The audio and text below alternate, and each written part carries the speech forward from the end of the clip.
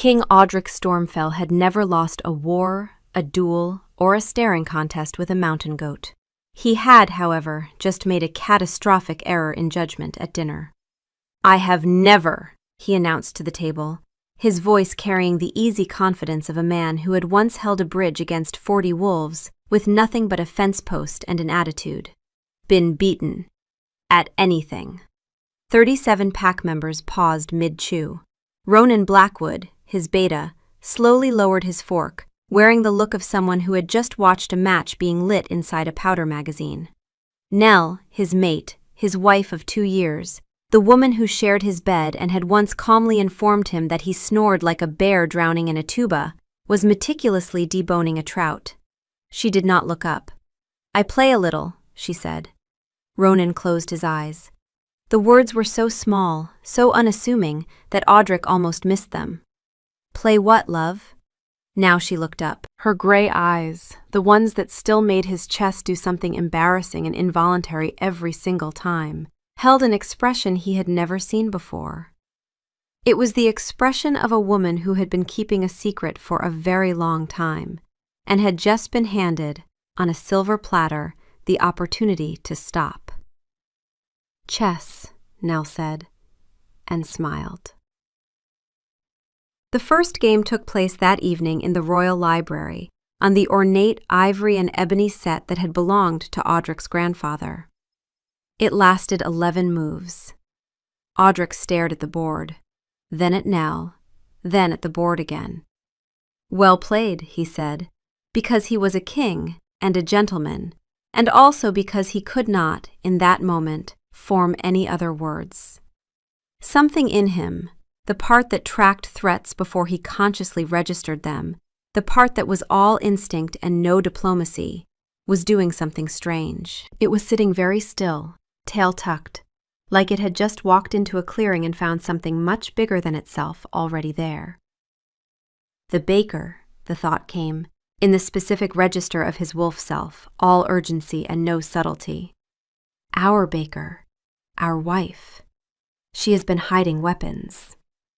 "Beginner's luck, of course," Audric said, already resetting the pieces. Nell tucked a strand of brown hair behind her ear. "Of course." She won the second game in 9 moves, the third in 8, the fourth in a performance of such surgical precision that Ronan, who had been reading in the corner, physically stood up, tucked his book under his arm, and walked out of the room without a word. Audric heard him in the hallway, muttering something about alphabetizing the royal spice rack. By the 10th game, the situation had escalated beyond the library. Audric had made the strategic error of trying to reclaim his dignity in semi-public settings. The solar after lunch, the great hall between petitions, once, disastrously, in the war room in front of his entire military council.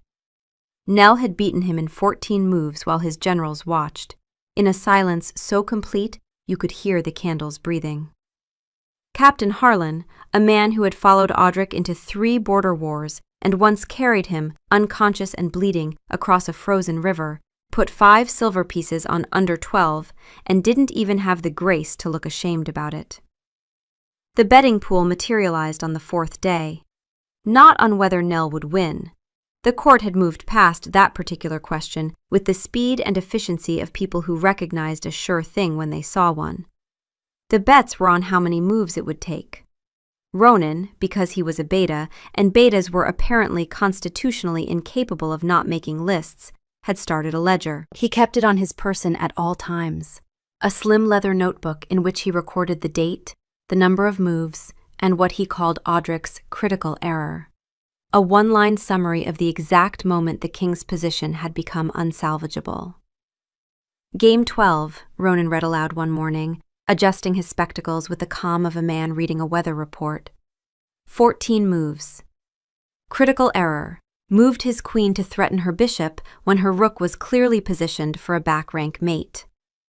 Annotator's note.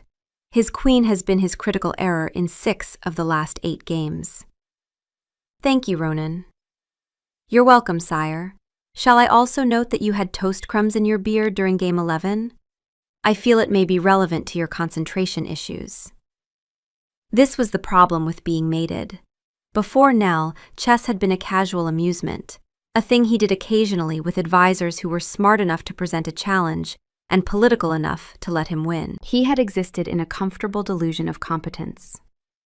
Now, every evening, he sat across from a woman who smelled of flour and yeast and warm forests, who he had slept beside for 730 nights, whose ticklish spot behind her left knee he knew with the precision of a cartographer.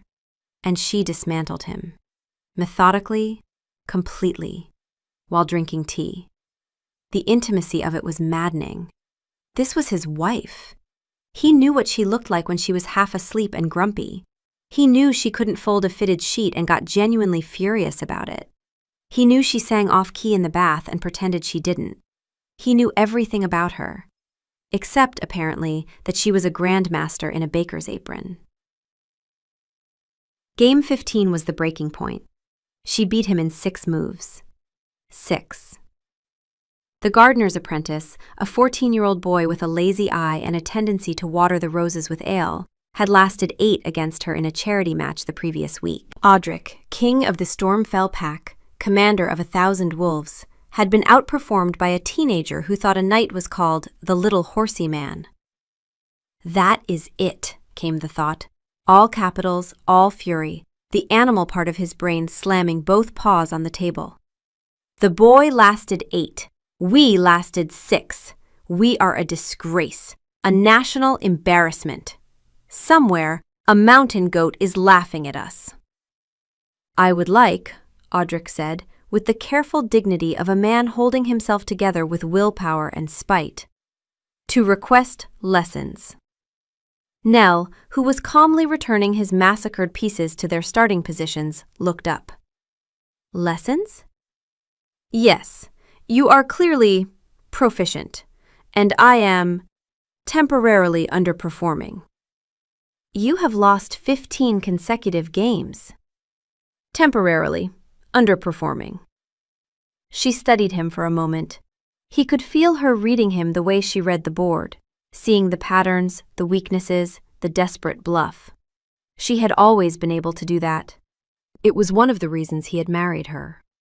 It was also, at this precise moment, deeply annoying. All right, she said. Tomorrow afternoon, the library. Bring nothing. What would I bring? Your ego. Leave it somewhere else. It takes up too much space at the table. From the doorway, where he had apparently been lurking for an unspecified amount of time, Ronan made a small, strangled noise that might have been a laugh he was trying to murder in its crib. From my side of the board, the situation was more complicated than it appeared.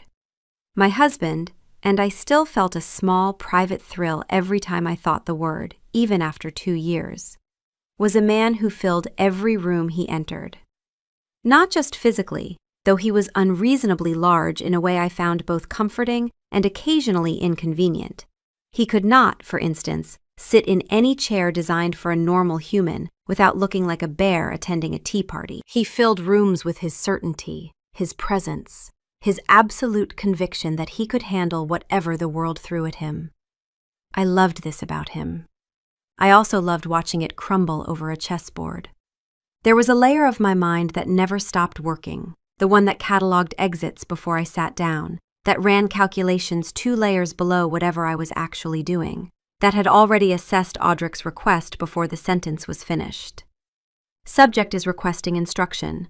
Probable motive, proximity disguised as pedagogy. Secondary motive, actual desire to improve. Tertiary motive, his pride is in critical condition, and this is triage. My wolf wasn't wrong, but she rarely was. I called her Rook, not out loud, just in the quiet space of my own mind, where the human and animal layers of my thinking overlapped. She was the part of me that thought in clean lines, that saw people as patterns of behavior rather than mysteries. She had been the one who'd recognized Audric as our mate 2 years ago, a recognition she had filed with the emotional weight of noting an approaching weather system. Significant, inevitable, prepare accordingly. She had also been the one to note, with her usual clinical clarity, that my husband's chess strategy bore a striking resemblance to his approach to border disputes. Overwhelming force, zero subtlety, catastrophic results when faced with anyone who could think more than 2 moves ahead. I had learned chess from my father, a quiet man, a baker like me, who had taught me that the board was the one place where the rules were fair and the smartest player won, regardless of how loud they were or how many wolves they commanded. I had played in silence for years, in kitchens, in back rooms, against anyone who would sit across from me. I had never told Audric, not because I was hiding it, but because he had never asked. He had assumed, the way most alphas assumed, that he knew everything about the people closest to him. He was about to find out how wrong that assumption was. But underneath the satisfaction, and it was satisfying, I wasn't going to pretend otherwise, there was something else. A small, persistent ache. The familiar question that lived in the basement of my self-worth. The one I'd been carrying since long before I'd met him. Was this the thing that would make him see me differently? Not as his wife, his mate, the woman he reached for in his sleep, but as someone who was, in this one arena, simply and irrefutably better than him. Would that be the thing that finally made me too much? Unlikely, the wolf part assessed. Subject has demonstrated consistent irrational attachment regardless of stimulus. However, monitoring is advised. Helpful, thanks. The first lesson took place on a Tuesday afternoon. Audric arrived in his most formidable black tunic, the one with the silver wolf clasps. He looked like he was going to a state funeral. His own state funeral. We look magnificent, the wolf thought insisted. We look like a king who is definitely going to learn chess today, and not just stare at his wife's hands. Focus, this is war. I was wearing my usual gray dress and the apron I hadn't bothered to take off after the morning's baking. There was flour on my left sleeve. I didn't care. He was the one who needed to impress today. I just needed to teach. I set my father's old wooden chess set on the table. Not the ornate royal set. That thing was a monument to distraction, all gilt and gemstone. My father's set was smooth, worn, warm from decades of hands. The pieces fit in your palm like they belonged there. We'll start with openings, I said. The goal is to control the center, develop your pieces, and protect your king. Most beginners, I am not a beginner. Most people who have lost 15 consecutive games, I amended, without looking up, overextend. They bring out their queen too early. Audric nodded with the seriousness of a man receiving a battlefield briefing. A fatal error. The queen is the most valuable piece. One must not risk her unnecessarily. He was looking at me as he said it, with that specific intensity that still, after all this time, made it slightly hard to breathe. Subject is attempting a metaphor, the analytical part of my mind noted. Execution, clumsy. Sincerity, off the charts. Recommend acknowledging the attempt without encouraging further poetic ambition. Right, I said, moving a pawn. Pawn to e4. This stakes a claim in the center and opens lines for your bishop and queen. He leaned forward, studying the board. He smelled of pine and ozone, like a storm over the mountains. It was incredibly distracting, and I had been breathing it in every night for the better part of 1,000 days, and it was still incredibly distracting. This was the great injustice of mating. You never got used to it. Every other married woman I'd spoken to had confirmed this. Their husband's sense remained, permanently, a mild form of sabotage. And the response, he asked? Mirror the move, pawn to e5. You prevent me from dominating the center. He nodded, but his eyes were tracking a speck of flour on my cheek. I could see the exact moment his attention left the board. His pupils dilated, his breathing changed. His hand, which had been reaching for a pawn, drifted slightly off course toward my face. He is not listening. He is composing poetry about cheek flour. This is why we lose. The baker puts flour on her cheek, and we abandon all tactical doctrine. I could see the flicker of it behind his eyes. The internal commotion, every instinct staging a full intervention while the rest of him gazed at my face like it contained the secrets of the universe. Audric. The board is down here. He blinked, refocused, and had the good grace to look sheepish. This was the expression I had married, the one that made the great and terrible Alpha King look approximately 12 years old and recently caught stealing biscuits. He made this face at least 3 times a week. It had never once failed to work on me, which was its own kind of defeat. The principle, he said, rallying, is balance. For every move, an equal and opposite response. Sometimes, but the best players don't just respond. They create threats that force their opponent to react in ways that benefit them. It's not about mirroring. It's about controlling the flow. He was quiet for a moment, processing this, the warrior's mind turning the concept over, mapping it onto the frameworks he already understood. I could see the moment it clicked, the subtle shift in his expression from concentration to understanding. Like flanking, he said. You don't meet the enemy head-on. You move so they have to turn, and the turning creates the opening. Exactly like flanking. He grinned, sudden and bright. I can flank. On a battlefield. On this board, you have been charging directly at my front line for 15 games and wondering why you end up surrounded. 16, he corrected. I lost one this morning. You were still asleep. Who were you playing? Myself. A beat. You lost to yourself? The left hand is craftier than you'd think. I pressed my lips together very hard to keep from laughing. This was the other thing about being married to Audric Stormfell. He was, underneath the crown and the wolf and the unreasonable shoulders, genuinely, disastrously funny. And he rarely knew when he was being so. The humor came from the gap between his self-image, legendary warrior, strategic genius, alpha of alphas, and his reality, a man who had just admitted to losing chess to his own left hand and saw nothing unusual about it. I loved him so much it was stupid. The lessons continued. Every afternoon, the library, 2 hours. The world outside, petitions, patrols, the low hum of pack politics, ceased to exist.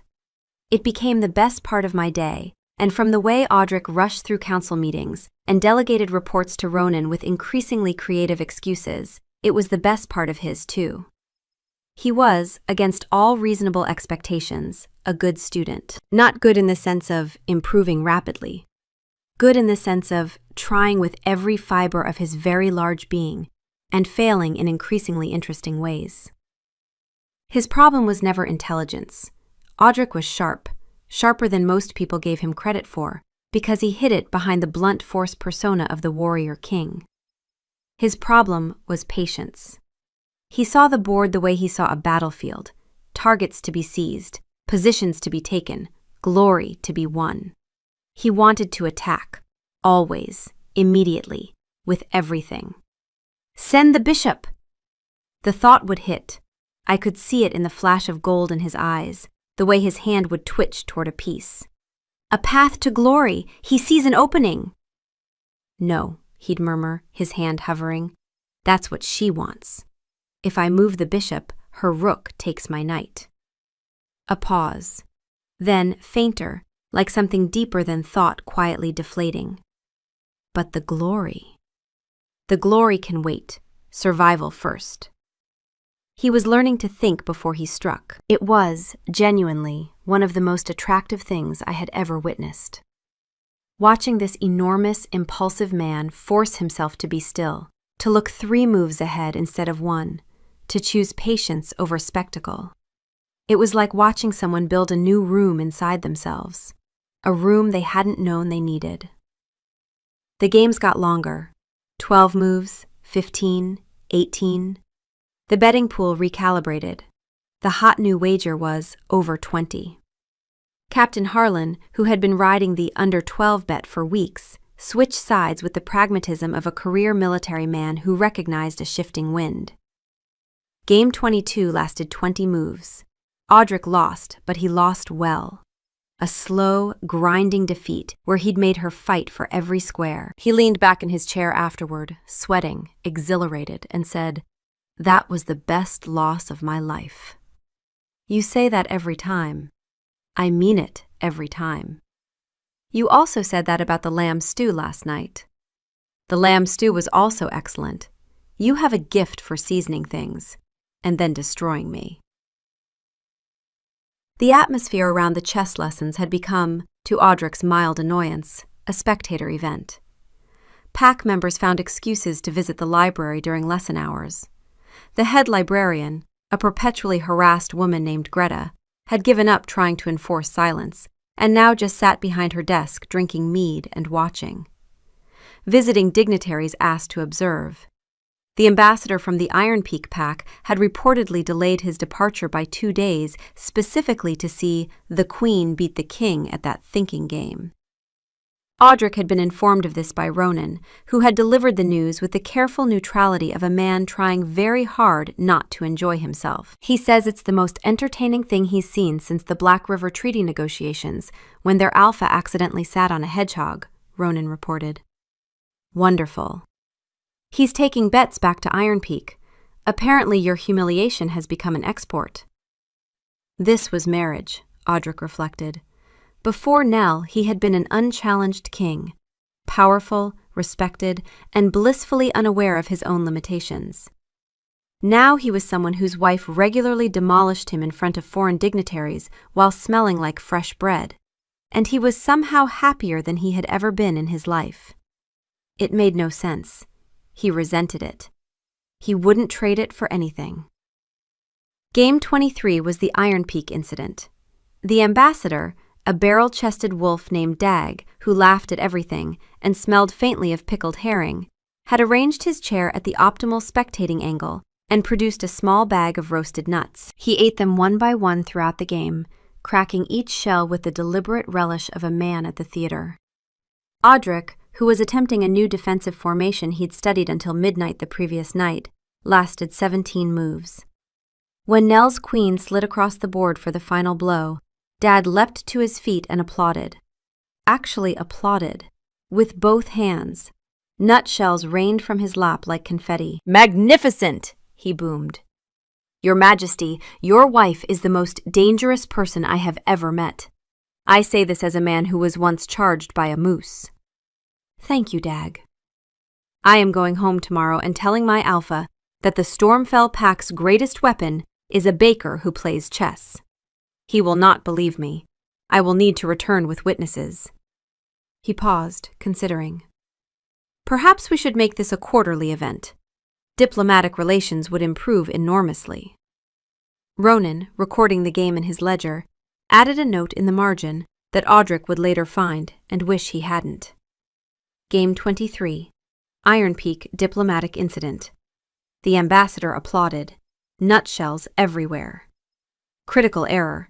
King tried a formation he'd clearly memorized from a book and deployed with all the subtlety of a man reading dance steps off his shoe. Game 24 was worse. Audrich had enlisted Ronan's help. The beta, it turned out, was a surprisingly competent player. Cold, methodical, deeply annoying. They had spent 3 evenings running through scenarios, Ronan patiently deconstructing Audrich's impulses and replacing them with something approaching strategy. "Stop trying to win," Ronan had said, removing his spectacles to clean them, which he only did when he was about to say something Audrich wouldn't like. "You cannot win. Accept this. Your goal is to lose slowly enough that she has to work for it. That is the most depressing battle plan I have ever received. It is the only honest one." Audrich deployed his new Ronan-coached strategy against Nell.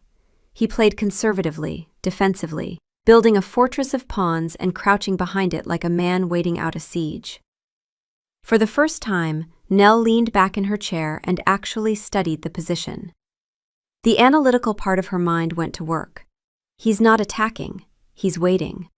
This is new.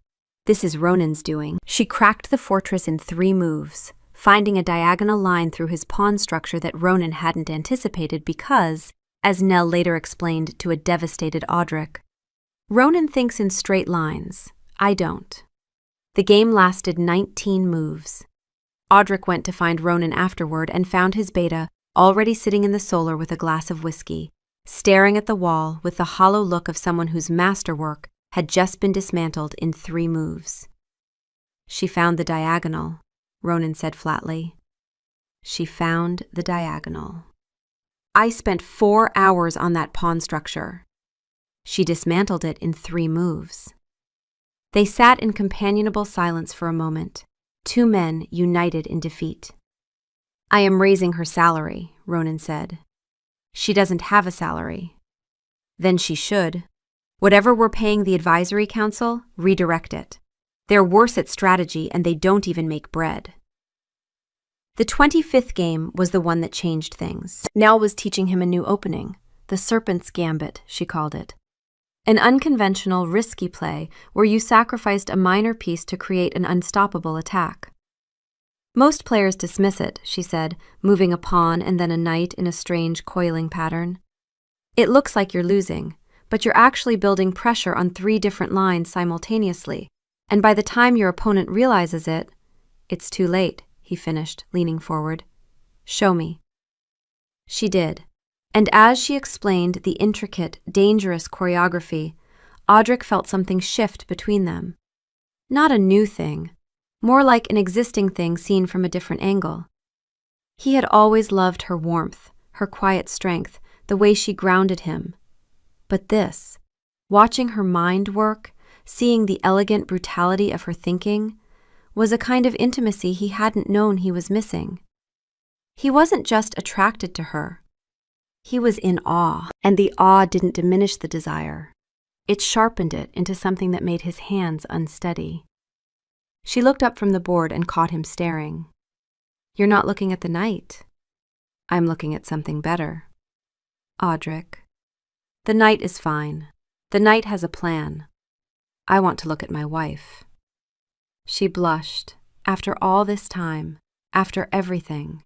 She blushed, and it started at her collarbones and climbed to her cheeks, and every instinct he had, none of them strategic, all of them hungry, wanted to follow that blush with his mouth, starting at the base of her throat and, Audric, the board. Right, yes, the board. Pathetic. Absolutely pathetic. The thought arrived with the force of a slap. She is teaching us the secrets of the little horsey men, and we are thinking about her collarbones. We deserve every defeat. They played the gambit. He tried it on her. She countered, of course, but it took her longer than usual. 22 moves. He could see her thinking, really thinking for the first time. Her brow furrowed in the way it did when she was concentrating. Her lower lip caught between her teeth, and she made a soft sound in her throat, half frustration, half pleasure, when she found the line that broke his attack. Better, she said, and the single word contained more pride than any battlefield commendation he had ever received. It was a Thursday afternoon, game 28, when Lord Pemberton decided to make his displeasure known.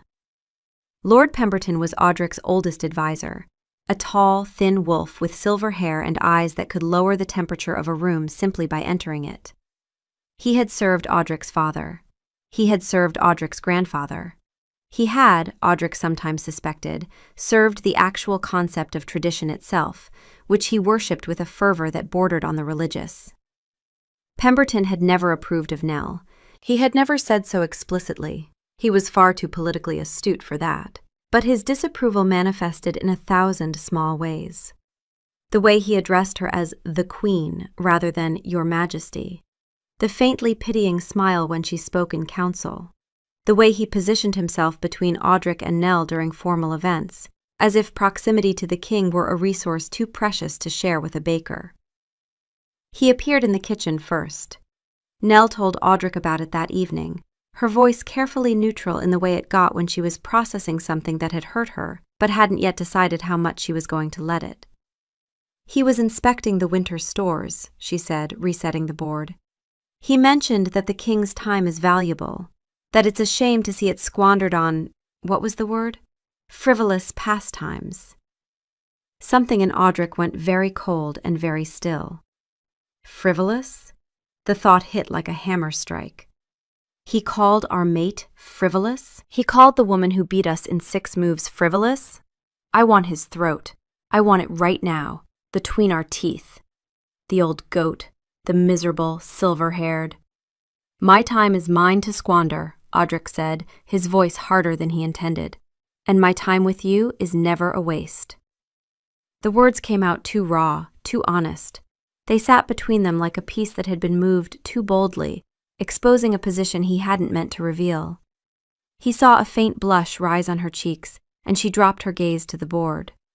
This was the real conversation, not about pawns, about the gilded cage they both lived in, his made of duty, hers made of expectations she had been exceeding in silence her entire life. He wanted to tell her what he was actually feeling. That Pemberton could go choke on his own silver hair, that the chess lessons were the only 2 hours a day he felt like a person instead of a title, that he was terrified of the weight of the crown, and her calm was the only thing that made it bearable. But he was still, infuriatingly, a king. And kings, even kings who had lost 28 consecutive chess games to their wives, did not confess their fears over a chessboard. He is an old wolf set in his ways, Audric said instead, and hated how thin the words sounded. She nodded. She didn't look up. She deserves better than that. The thought was immediate, fierce, every protective instinct already composing a list. She deserves Pemberton's head on a pike and a sommet and possibly a large ham. Do better. Your bread, Audric blurted. The honey oat loaf from yesterday morning. It was excellent. Nell finally looked up. A small, surprised smile. Thank you. I tried a new recipe, more honey. It was the perfect amount of honey, he said, with the solemnity of a man signing a treaty. A masterful application, truly the definitive honey loaf of our generation. The smile widened, the tension eased. He had, against all odds, said the right thing. Not the smart thing, not the kingly thing, the married thing. When in doubt, compliment the bread. It was the closest he had to a winning strategy. Now, she said, her quiet authority returning, let's talk about king safety. My safety? Your king's safety, on the board, although frankly, both could use improvement. Pemberton's campaign, because that was what it was, escalated with the careful, bureaucratic efficiency of someone who had been playing court politics since before Audric was born. First, the scheduling conflicts. Audric would arrive at the library to find that someone, always someone who reported to Pemberton, always with an excellent excuse, had booked the space for a meeting of the Historical Preservation Committee, a committee that, to Audric's knowledge, had not actually met since his grandfather's reign. Second, the whisper campaign. Small comments dropped into conversations with pack elders. The king is devoted to his queen. Admirable. Of course, one hopes he finds equal time for the Black River trade negotiations. Every word technically respectful, every word carrying a payload of implication. Third, and most irritating, the interruptions. The lessons were punctuated by a steady stream of urgent matters that required the king's immediate attention. A supply requisition that could not wait. A boundary dispute between 2 farmers that somehow required royal arbitration. A question about the wording of a trade clause that Pemberton himself could have resolved in 30 seconds. Each interruption was a tiny, targeted strike. Not on Nell directly, but on the space she occupied in Audric's world. Pemberton was trying to squeeze her out, one cancelled lesson at a time, death by 1,000 paper cuts. It took me longer than it should have to see the pattern. That was the uncomfortable truth. I was so focused on the chessboard, on our private world of pawns and gambits, that I missed the larger game being played around it. A master strategist, blind to the strategy being used against her. When I finally saw it, the embarrassment was worse than any of Pemberton's insults. The analytical part of my mind, the part I sometimes thought of as rook, laid it out with her usual lack of sentiment. Pattern identified. Pemberton is running a positional game, not attacking directly, controlling space, restricting our movement. Classic slow squeeze strategy. Current assessment, he is winning. She was right. He was winning. And he was winning because I had been treating his condescension as a personal slight to endure rather than a strategic move to counter. I had been reacting, not controlling the flow. Once I started watching, I couldn't stop. I watched from the kitchens, which had a service window that looked out onto the main corridor. Pemberton passed through every morning at precisely 7:15, walking the same route, stopping to exchange the same pleasantries with the same people. He had a pattern for Tuesdays, a longer stop outside the Treasury, a brief conversation with the Master-at-Arms, then a visit to the elder wolves' quarters to share tea. Wednesday was the library. He would check the booking schedule and, if a chess lesson was planned, a committee meeting would appear on the calendar within the hour. Threat assessment in progress, Rook noted. Subject displays high confidence, low creativity, repeating successful patterns without variation. Probability of adapting to unexpected stimulus, low. I started keeping my own ledger. Not in Ronan's tidy leather notebook, in my head, the way I kept track of baking times and oven temperatures. Pemberton's loyalists, where they stood during assemblies, who deferred to him, who tolerated him, who avoided eye contact.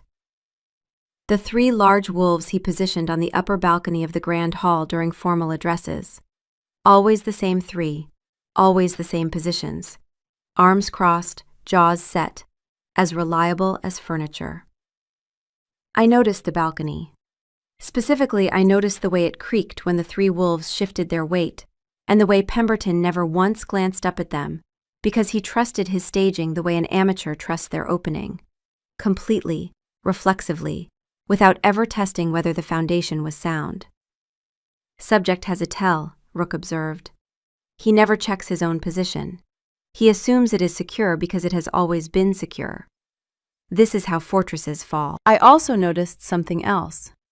The castle's chief mason, a squat, permanently frustrated beta named Wick, had been leaving structural reports on Pemberton's desk for 3 years.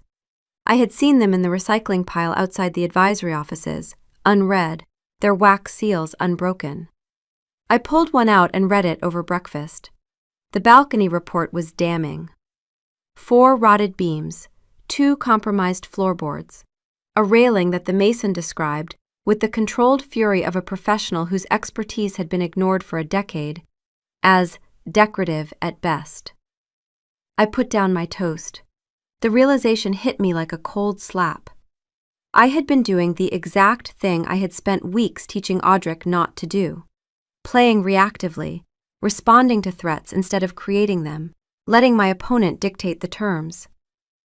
I sat in the kitchen that evening, long after the staff had gone, staring at a bowl of bread dough that needed to be punched down. My arm, the one I'd been resting on the table too long, had gone to sleep. Outside, the castle was settling into its nighttime sounds.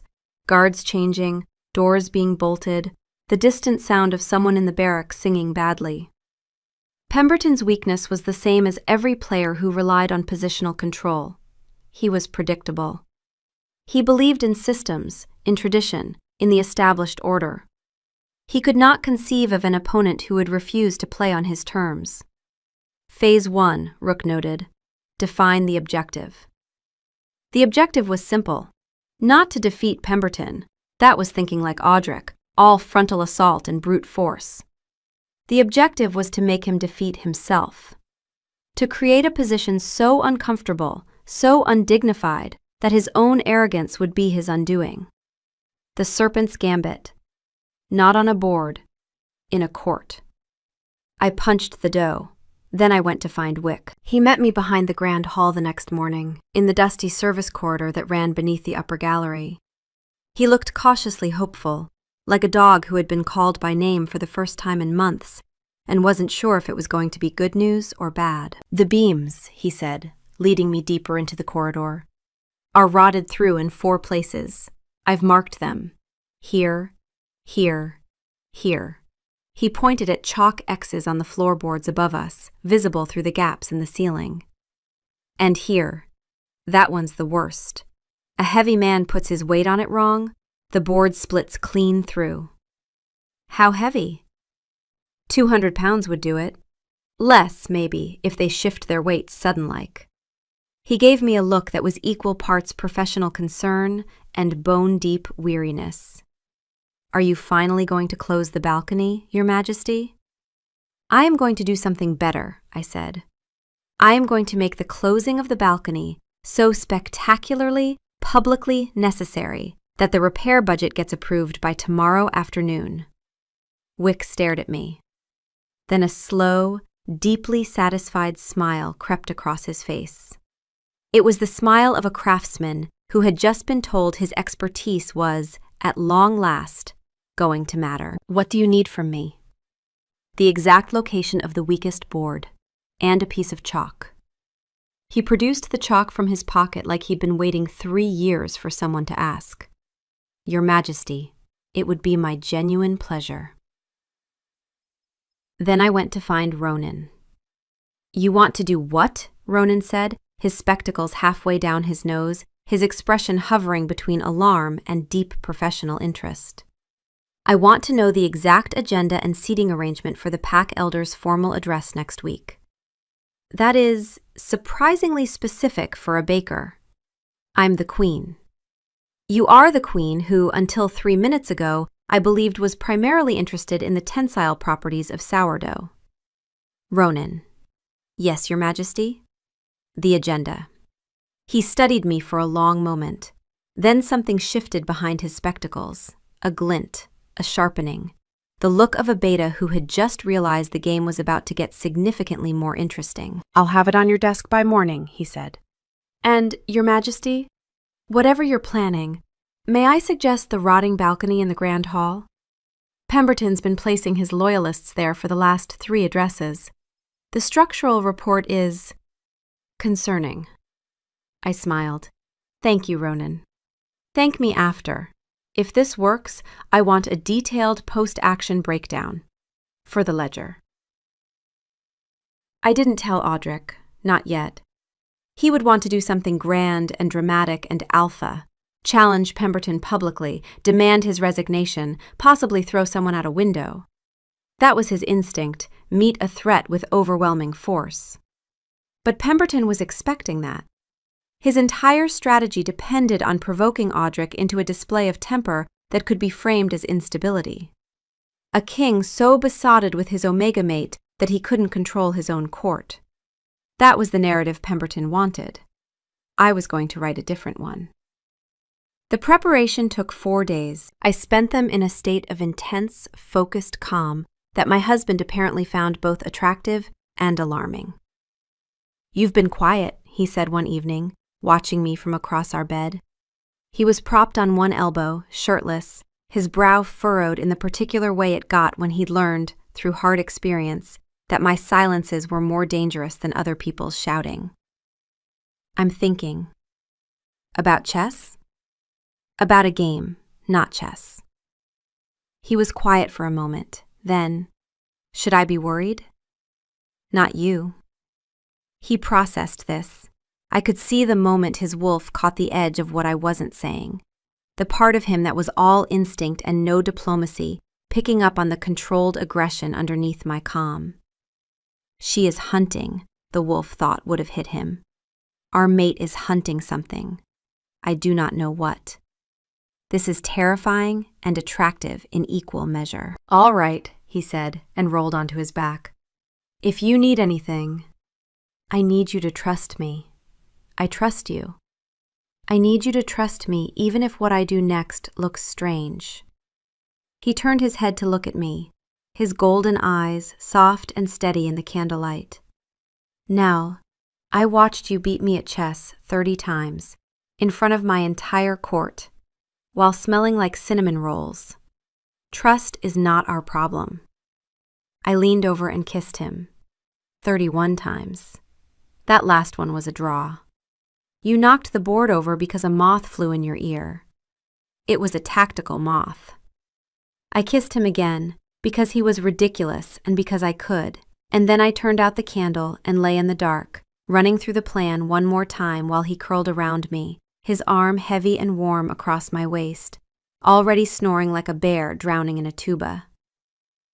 The pack elder's formal address was a quarterly affair, stiff, ceremonial, and exactly the kind of stage Pemberton loved. He would position himself as the voice of reason, the guardian of tradition, and he would use the formality of the setting to land his critique in a way that couldn't be dismissed as mere gossip.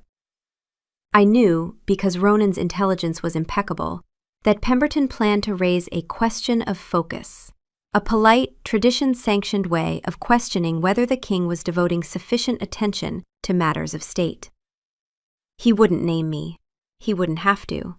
Everyone would understand. He had also, per Ronan's report, positioned 3 of his most loyal supporters on the upper balcony of the Grand Hall, large, imposing wolves who would stand behind him like a wall of muscle and silent endorsement when he made his play. The same balcony whose support beams had been flagged for repair.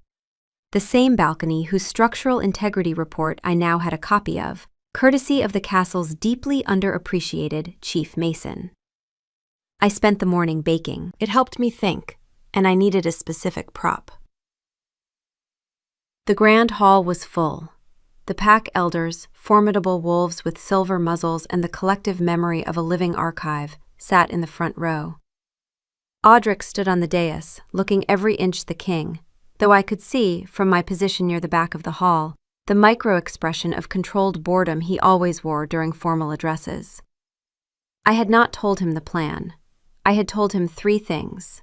1. Do not get angry, no matter what Pemberton says. 2. When the moment comes, look sad, not furious. 3. Trust me. He had looked at me with an expression that managed to be simultaneously trusting, confused, and mildly terrified. It was, I reflected, more or less how he looked during all of our chess games. I took it as a good sign. Pemberton entered with his usual glacial elegance, flanked by supporters. His 3 heaviest wolves took their positions on the balcony, arms crossed, faces arranged in expressions of stern disapproval. Everything was going exactly according to his script. Something is happening, Audric's wolf was telling him. I could see the restless energy in his shoulders, the way his weight shifted. She told us to be sad. Why sad? We don't do sad. We do righteous fury. We do dramatic violence. Sad is not in our repertoire. The address proceeded. Audric spoke of the harvest, of trade agreements, of the winter preparations. Then he paused and turned to Pemberton.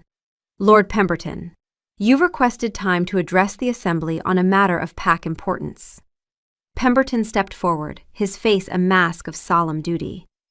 Indeed, Your Majesty, it is with a heavy heart, and this was where the first piece moved.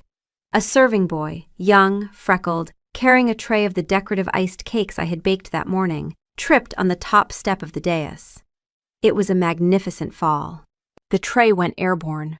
The cakes exploded in a shower of crumbs and icing, and the fine layer of slippery powder I had mixed into the decorative sugar, ground glitter moss, the same stuff Pac Omegas used for soothing balms, utterly harmless, spectacularly visible, puffed into the air and settled all over Pemberton's immaculate black tunic. He looked down at himself. He was covered in what appeared to be magical glitter. He looked like a disgruntled fairy. A ripple of laughter from the back of the hall, the younger wolves. Pemberton's jaw tightened. As I was saying, he continued, brushing at the glitter with the composure of a man being slowly murdered by indignity. The question of the king's focus. Second piece. Up on the balcony, the largest of Pemberton's loyalists, who had been standing with the rigid posture of someone trying very hard to look menacing, shifted his weight. His boot found the floorboard that the castle mason, after I had shown him the structural report, and suggested that the balcony be closed as a safety precaution, a suggestion he had enthusiastically agreed with, because he had been filing that report for 3 years and no one had listened, had marked with a chalk X. The board cracked. The wolf's leg plunged through up to his thigh. He yelped, a high, undignified sound that no amount of menacing arm crossing could recover from, and grabbed his companion, who stumbled into the railing. The ancient wood groaned, splintered, and sagged. 3 enormous wolves, moments ago the picture of silent intimidation, were now clinging to the ruined edge of a balcony with their legs dangling in open air, their expressions cycling through confusion, terror, and the dawning realization that they looked absolutely ridiculous. The hall didn't just laugh. The hall roared. Elder wolves who hadn't cracked a smile since the reign of Audric's grandfather were wiping their eyes. Captain Harlan was leaning against a pillar, shaking silently. Ronan, standing at his designated position beside the dais, had removed his spectacles entirely so he could pinch the bridge of his nose without obstruction. Third piece. The Queen's Move. Audric, beautiful, trusting, obedient Audric, who had followed my instructions to the letter despite understanding none of them, did not laugh. He looked at Pemberton with an expression of immense, weary sadness. The expression of a king who had hoped for better from someone he trusted. "Pemberton," he said, his voice carrying across the hall with the quiet gravity of a man who did not need to shout. "I had heard whispers about your discontent. I thought they were just that, whispers. But to use this formal address as a stage for this?" He gestured at the glittering chaos, the dangling wolves, the crumb-covered dais. To endanger pack members on a structurally unsound balcony in order to intimidate the assembly? He was reframing it. Pemberton's supporters on the balcony weren't victims of an accident. They were evidence of his reckless staging. The glitter wasn't a prank. It was what happened when a ceremonial event was turned into a political circus. "This was not... I did not..." Pemberton stammered, his carefully written script disintegrating. "You have served this pack faithfully for many years," Audric continued, and the sadness in his voice was so genuine, so perfectly calibrated, that I felt a swell of pride so intense it was almost painful. My husband was terrible at chess, but he could read a room. And right now, he was reading the room exactly as I had told him to. "But your judgment has been compromised by your own ambitions. You are relieved of your duties. The elders will determine the terms of your retirement." Silence. Then, from the front row, the eldest of the pack elders, a woman named Marta, who was roughly the same age as the castle itself and twice as formidable, nodded once. The nod said everything. Justified, proportionate, overdue. Pemberton looked around the hall, at the elders' cold faces, at his own men still dangling, at the serving boy who was being helped up by Ronan with an expression of elaborate concern, at the glitter on his hands, catching the torchlight like 1,000 tiny accusations. He had been beaten. Not by force, not by anger, by the careful, elegant application of embarrassment by a woman he had dismissed as a frivolous baker. His gaze found me, in my shadowed alcove at the back of the hall. I was not smiling. I was not gloating. I was simply standing there, my hands folded, my expression neutral. The way you look at a chessboard after the last move has been played and you are waiting for your opponent to see it. He saw it. Checkmate. The library was quiet. The ornate chessboard sat between them, pieces set, the eternal battlefield waiting. But for once, neither of them moved to play. Audric turned to face her. The adrenaline of the address had faded, leaving behind something vast and humbling. He had watched his wife dismantle a political threat with a serving boy, some glitter moss, and a structurally compromised balcony. He had watched her command a room without raising her voice, without revealing her hand, without anyone except him and Ronan even knowing she had been the one playing.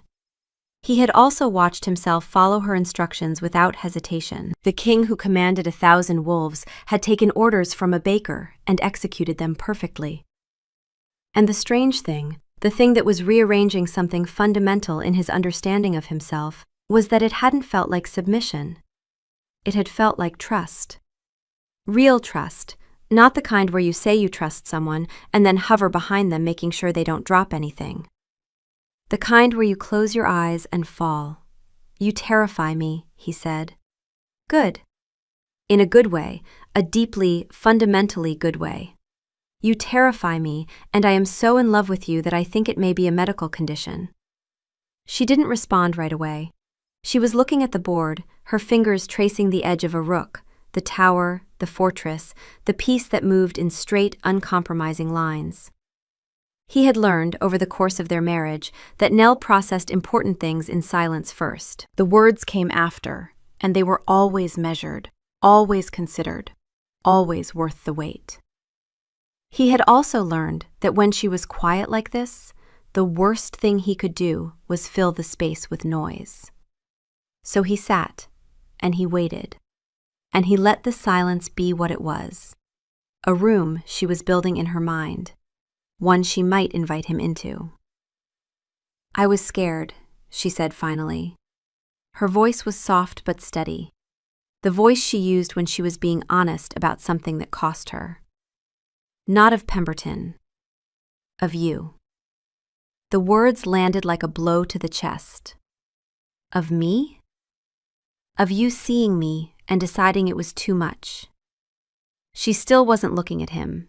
Her thumb moved over the rook's crenellations, a small, repetitive motion, the thing she did with her hands when the rest of her was trying to be still.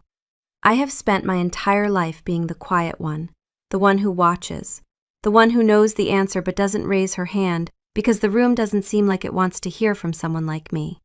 And then I married you, this enormous, loud, impossibly certain man who takes up every room he enters, and I thought, if I just stay small enough, stay useful enough, stay enough, just enough, not too much, not too little, the exact right amount of wife.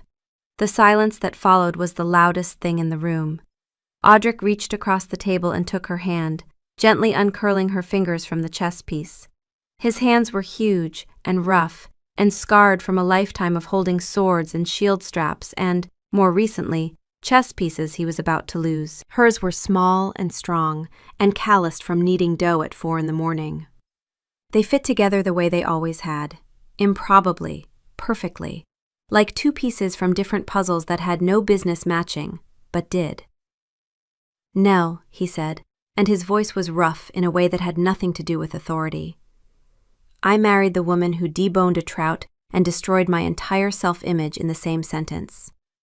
I have never, not for one single day, wanted a less terrifying wife. He paused. I have also, for the record, never wanted a less amount of wife. I wanted all of it, the bread and the chess and the thing you just did with the glitter moss. Every bit. She looked up at him, and her eyes were bright. Not with tears. Nell didn't cry easily, and when she did it was in private, a fact he had learned early and respected fiercely. They were bright with something else. The look of a person who had just heard the thing they'd been waiting to hear and was still deciding whether to believe it. Even the part that can beat you at everything? Especially that part. It's my favorite part. Right after the bread part. She laughed, a real unguarded sound he heard too rarely. It was the laugh that made her whole face change, that turned her from his quiet, composed queen into the woman who snorted at her own jokes in bed at midnight and then pretended she hadn't. You're a strange man, Audric Stormfell. I'm your strange man, and I would very much like you to teach me how you did that thing with the glitter moss. For educational purposes. You want to learn biochemistry now? I want to learn everything you know. It will take approximately the rest of my life, and I will still be behind. She leaned across the board and kissed him. It tasted like flour and victory, and the particular sweetness of being fully, finally seen. Not as a king and a baker, not as an alpha and an omega, but as two people who had stumbled into the enormous, ridiculous luck of finding the one person who could match them. I'm dissolving the advisory council, he said against her mouth. I'm creating a new position, royal strategist, chief advisor on security, politics, and anything involving glitter moss. You're making me your strategist because I took down Pemberton with cake crumbs? I'm making you my strategist because you are the smartest person in this castle, and everyone should know it, including you." Something in her chest, the old, quiet ache, the one that whispered, "Not enough," went still. Not silenced, not healed, but answered. The thought arrived, calm and clear, the wolf layer and the human layer in perfect agreement for once. He sees us, all of us, the calculation and the flower, the strategy and the softness. He sees it and he stays. "Yes," she said, "I'll take it." 3 months later, the library was warm with late afternoon light and the comfortable silence of two people who had learned each other's rhythms so thoroughly that words were optional. Audric stared at the board, his brow furrowed, in the particular expression of concentration that Nell had come to think of as his chess face. Identical, she had noted, to his trying to open a jar face and his reading a very long treaty face. "Check," he announced, moving his rook with a flourish. A grin split his face. It was the grin of a man who had been losing at something for 4 months and had just, possibly, maybe, for the first time. "We have him!" The thought exploded through him, all triumph and no caution. "Her king is exposed! Victory! Sweet, long-denied victory! After 38 games of utter humiliation, the tide has—" Nell took a sip of her tea, moved her bishop. "Checkmate." The grin froze, crumbled, underwent several stages of grief in rapid succession. He had lasted 23 moves, a new personal best. Audric leaned back in his chair and laughed, a deep, genuine sound that filled the library and made old Greta look up from her mead with an expression of startled approval. "One day, Nell Stormfell, one day." She smiled. The real smile, the one that still hit him like a physical blow even after 2 years, even after 730 nights, even after she had taught him that losing could feel exactly like winning. "I have no doubt, Your Majesty." He reached across the board and took her hand. Her fingers curled around his. They sat like that, in the golden light, the king and his strategist, the alpha and the omega who had toppled a conspiracy with cake crumbs and a faulty balcony. Ronan appeared in the doorway, ledger in hand. 23 moves, he recorded. Critical error. Premature rook advancement to the 7th rank without adequate queen support. Annotator's note. An improvement. At the current rate of progress, His Majesty will achieve his first victory in approximately— he consulted a small chart. November of next year. Thank you, Ronan. Happy to help, sire. Shall I also note that the Iron Peak ambassador has placed a standing wager of 10 gold pieces on never? Get out, Ronan. Getting out, sire. The beta retreated, and the library settled back into its quiet. Nell squeezed Audric's hand. He squeezed back. Outside, the Stormfell pack went about its business, a little less traditional, a little more chaotic, and a lot more interesting than it had been before the night a king had boasted at dinner and his wife had looked up from a trout. He was the most powerful wolf in the land. He had never won a single game of chess against his wife. And he was utterly, completely, ridiculously hers. Losing, it turned out, had always been his best move.